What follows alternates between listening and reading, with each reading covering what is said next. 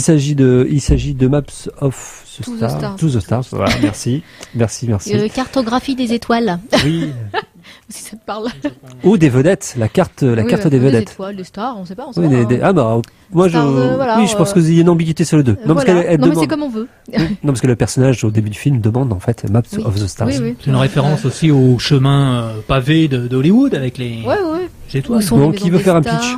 Tu l'as vu? Tu veux faire le pitch? Attends, c'est pas évident, il y a 36 000 personnages. En plus, j'ai avoir beaucoup de mal à parler. Moi qui adore Cronenberg, ça me fait du mal d'avoir parlé d'un film que j'étais extrêmement déçu. Mais ne donne pas ton avis tout de suite. Fais le pitch d'abord.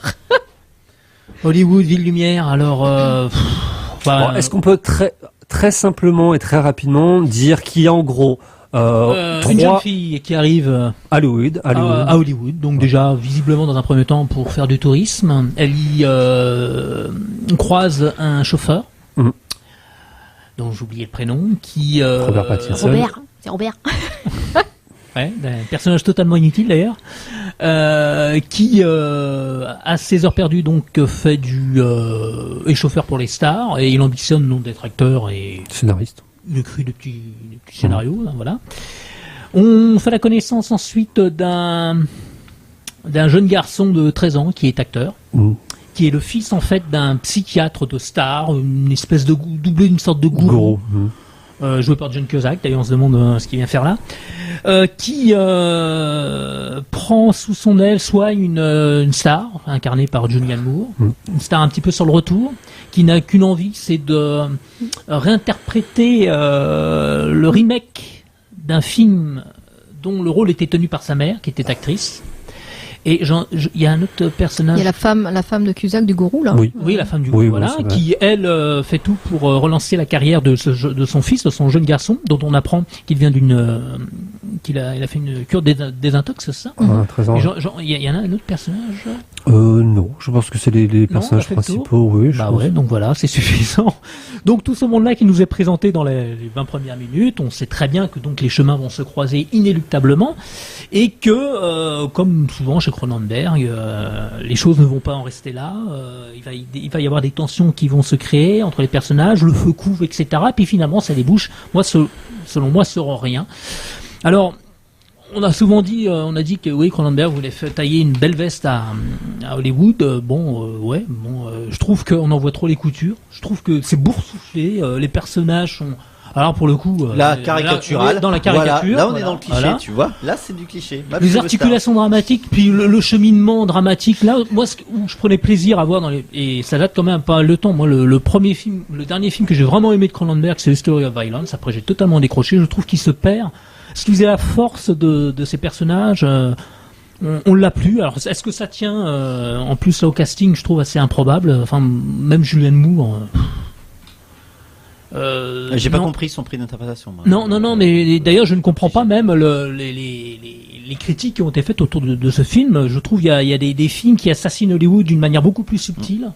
Et avec plus d'ambiguïté, je trouve. Là, c'est vraiment revoyez The Player de Altman. Ou Swimming with Sharks. Donc voilà, j'ai pas envie de non, voilà, je sais pas ce que vous en avez pensé, mais personnellement, j'ai été extrêmement déçu. Je m'attendais à quelque chose de beaucoup plus virulent, même au niveau du traitement, au niveau du.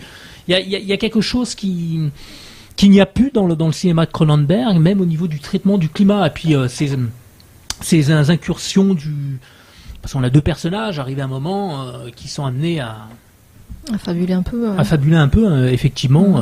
Même on n'y croit pas, ça. Il y a des glissements qui se veulent. Enfin non, j'ai pas. Non. Chloé. Non, mais c'est vrai, moi, pareil, j'ai eu beaucoup de mal à me passionner pour ces histoires de pauvres petites filles riches et de pauvres petits garçons stars. Voilà, c'est vrai que les ficelles sont énormes, ça manque, il y a aucune subtilité, tout est plaqué, c'est du cliché de la caricature. On voit bien qu'il a voulu démontrer cette hystérie, cette schizophrénie d'Hollywood, etc. dans la critique qu'il a voulu en faire. Après, alors la métaphore et le symbolisme, c'est énorme. Ça va, la métaphore de l'inceste à Hollywood, le machin, enfin bon, qui serait, comme on dit, la Babylone moderne, machin, etc. C'est tout est énorme. Oui, c'est vraiment ça. C'est boursouflé, comme tu disais. Il enfonce des portes ouvertes. Et du coup, ça manque. Ça manque de subtilité et du coup, ça manque d'épaisseur, quoi. Parce que c'est vrai que tout tombe à plat. Et c'est extrêmement facile et superficiel et alors la mise en scène je l'ai trouvée plate.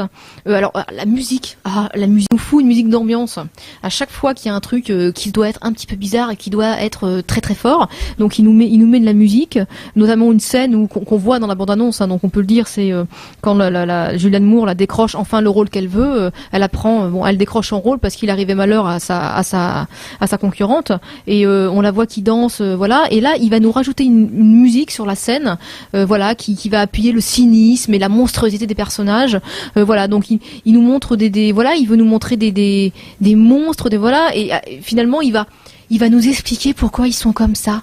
Alors d'un côté il fait une critique, il veut critiquer Hollywood, etc. et ce lieu de perdition qu'est Hollywood, mais en même temps il passe le film à nous expliquer pourquoi les personnages sont comme ça, et il nous fait une métaphore sur l'inceste et compagnie et machin, etc. Voilà, il y a ça, et oui c'est vrai, le personnage de Mia Wasikowska, T'auras mieux prononcé que nous, je pense. Et pour elle, je trouve qu'elle s'en sort bien. Donc c'est la jeune femme qui est brûlée. Elle s'en sort bien, ni plus ni moins, mais ça passe. Par contre, Julianne Moore, effectivement, pas trop compris. Et alors, l'enfant star. Ouais. Alors non, mais faut arrêter parce que il est censé être hyper énervant, hyper. Alors je trouve que déjà il joue pas bien. Il y a aucune épaisseur dans son jeu, et qu'en plus, alors ça c'est du fait du réalisateur, mais le réalisateur passe son temps à l'excuser et à trouver des excuses, à savoir pourquoi il est comme ça. Alors qu'on aurait voulu avoir un enfant star tête à claque et on aurait voulu le détester. Et là même ça on peut pas, parce que déjà il joue mal, et deuxièmement le personnage est très très mal mené par le réal. Donc franchement. Moi je me suis ennuyée, j'ai du mal à me passionner pour ça. Il y a aucune, il nous parle de schizophrénie, d'inceste, d'hystérie. Il y a rien de tout ça. C'est puis plat. En fait, on s'en fout du devenir de ces personnages-là. Ils sont non, il y a pas de. Puis alors le pseudo machin intello avec le poème d'Éluard, de Paul Éluard. J'écris ton nom, liberté. Au secours, parce que alors il y a aucune liberté possible. Vous comprenez, Hollywood c'est une cage avec des monstres dedans. Ça va, on a déjà vu ça. Passons quoi. Florent. Alors moi j'ai aimé le film. Moi j'ai beaucoup aimé. Alors moi je suis contre vous. Là je vais dans le sens, je vais juste rajouter.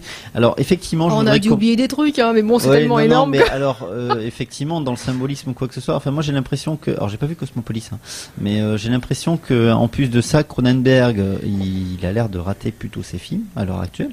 Et en plus de ça, c'est que je trouve qu'il fait un cinéma plutôt prétentieux quand même, parce que c'est énormément prétentieux, c'est énormément rempli de symbolisme, mais en plus de ça, c'est que j'ai beaucoup de culture, regardez, et on le voit à l'écran, et on le sent. C'est hyper simpliste. Et en fait, c'est hyper simpliste, et c'est hyper malmené, effectivement. Alors moi, il faut qu'on me dise quel film de Cronenberg il faut que je vois, parce que de tout ce que j'ai vu La Mouche, c'est très bien. Mais faux semblant, M. Butterfly. Ouais, les années 80 quoi. Non, mais après, je te dis après Spider et. Non, mais le dernier c'est Spider. Là c'est vrai qu'effectivement il y a tout Cronenberg dans ce film-là. Il y a tout Cronenberg, tous ces thèmes, tout ça, voilà. Mais en même temps, il y a absolument pas l'épaisseur qu'il doit y avoir avant. Là, c'est une coquille vide. Ah bah oui, complètement. Là, moi, je trouve. Il a repris des thèmes, il a rien mis dedans, quoi. C'est effectivement Robert Pattinson, c'est un faire-valoir scénaristique. Touc. Voilà, hop là. Bon. Puis ils nous ont refait la scène de la limo. En fait, Cronenberg, Pattinson, c'est limousine, voilà. Enfin, il y a plein de personnages en fait qui servent pas forcément à grand chose. Et non, mais j'ai trouvé ça 1h51 où j'ai fait mais je sais pas, j'ai l'impression, ou alors il s'ennuie derrière la caméra, je ne sais pas ce qui lui arrive. Mais enfin bon bref, j'ai pas du tout accroché là. Et là, quand on parle de personnages caricaturaux et clichés, je reviens dessus. Là, c'est vraiment. Oui, mais ils ont tous souffert dans leur enfance, d'accord ? Ok, bon. Et je suis un peu comme Chloé. C'est vrai que j'ai beaucoup de mal avec ce genre de choses, de m'intéresser aux stars et à leurs petites problèmes. Et ça, là-dessus, je rejoins Chloé là-dessus.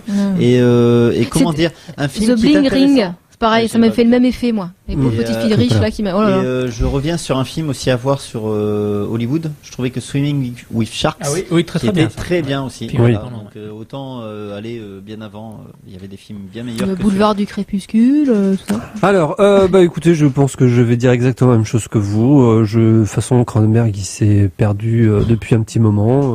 Voilà.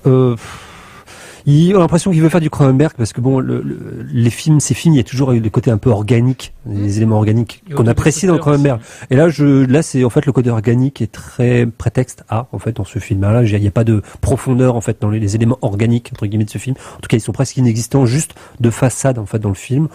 Oui, se plaindre et la critique d'Hollywood. Alors moi, ça me fait marrer, un film critique d'Hollywood. Alors, s'il avait réussi à faire un vrai film, mais vraiment critique acide d'Hollywood, avec des acteurs d'Hollywood et payé avec avec un budget d'Hollywood, moi ça m'aurait fait mourir de rire parce que là ça aurait été culotté.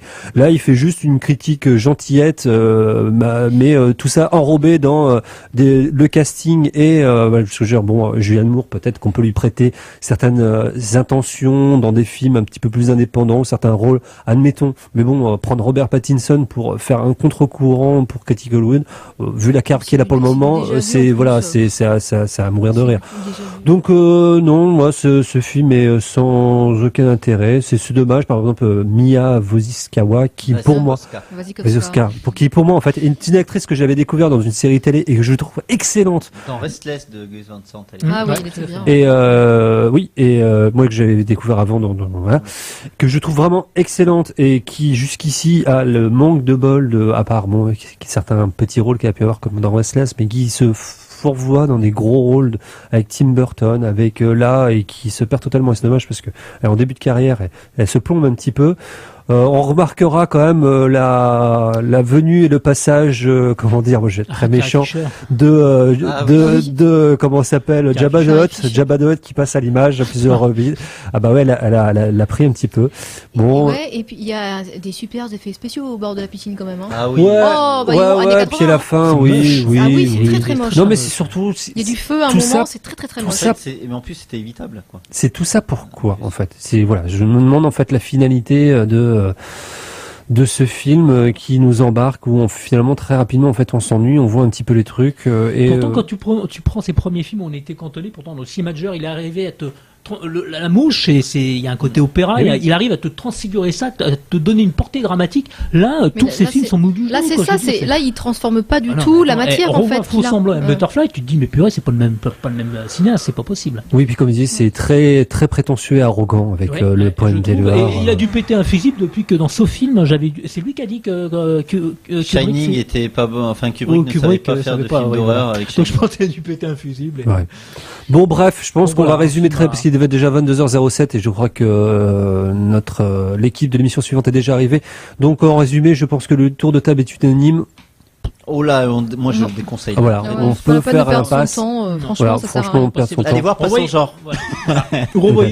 X-Men. Allez voir Godzilla. Il y aura plus de plaisir. La chambre bleue aussi. La chambre bleue pour voir ce que vous en pensez aussi.